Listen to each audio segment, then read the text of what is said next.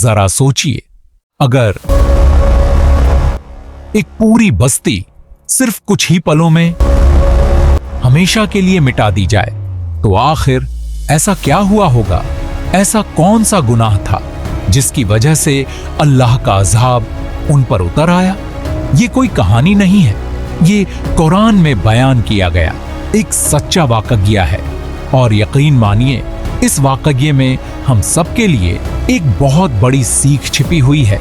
हजरत लूत अलैहिस्सलाम अल्लाह के नेक नबी थे। अल्लाह ने उन्हें एक ऐसी कौम की तरफ भेजा जो गुनाहों में इतनी डूब चुकी थी कि उसे अपने गुनाह ही नहीं लगते थे।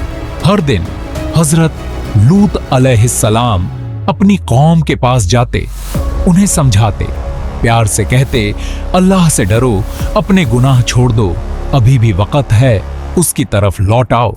लेकिन कोई उनकी बात सुनने को तैयार नहीं था, बल्कि वे उनका मजाक उड़ाते और कहते, अगर तुम सच्चे हो तो हम पर अल्लाह का अजाब ले आओ। उन्हें जरा भी एहसास नहीं था कि जिस अजाब का वे मजाक उड़ा रहे हैं वह बहुत करीब आ चुका है। फिर एक दिन अल्लाह ने कुछ फरिश्तों को इंसानों की शक्ल में हजरत लूत अलैहिस्सलाम के पास भेजा। उन्हें देखते ही हजरत लूत अलैहिस्सलाम फिक्र में पड़ गए।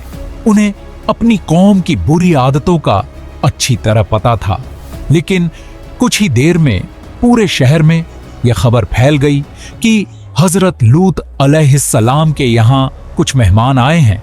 फिर लोग उनके घर की तरफ दौड़ पड़े। हजरत लूत अलैहिस्सलाम उन्हें रोकते रहे। उन्होंने कहा, अल्लाह से डरो, मेरे मेहमानों की बेइज्जती मत करो। लेकिन किसी ने उनकी बात नहीं मानी। तभी फरिश्तों ने कहा, घबराइए मत, हम अल्लाह के भेजे हुए फरिश्ते हैं। आज रात आप अपने ईमान वाले लोगों के साथ आप अपने ईमान वाले लोगों को लेकर इस बस्ती से निकल जाइए। रात आहिस्ता आहिस्ता गुजर गई और फिर सुबह हुई, लेकिन वह कोई आम सुबह नहीं थी। अल्लाह के हुक्म से एक जबरदस्त चीख गूंजी। फिर पूरी बस्ती उलट दी गई और उन पर पत्थरों की बारिश की गई। कुछ ही पलों में सब कुछ खत्म हो चुका था। सिर्फ हजरत लूत अलैहिस्सलाम और जो लोग ईमान लाए थे उन्हें अल्लाह ने बचा लिया।